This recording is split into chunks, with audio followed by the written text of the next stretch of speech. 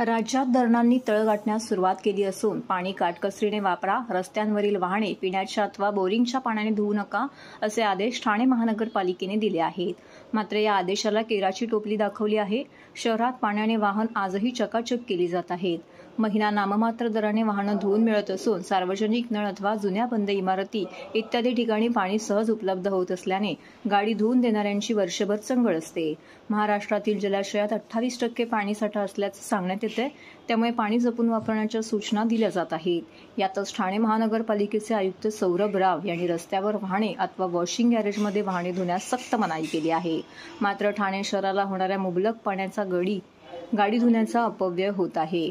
Washing सेंटरमध्ये दुचाकी आणि चारचाकी वाहन धुण्यासाठी एक वेळेसाठी जितके पैसे मोजावे लागतात त्याच पैशात महिनाभरात गाडी धुवून देणारे अनेक आहेत. दुचाकीसाठी 150 ते 200 तर कारसाठी 500 ते 600 रुपयात महिनाभर गाडी धुवून दिली जाते. जुन्या इमारती अथवा सार्वजनिक नळावरती पाणी फुकट मिळतं आणि याचाच उपयोग करून वाहने चकाचक केली जातात.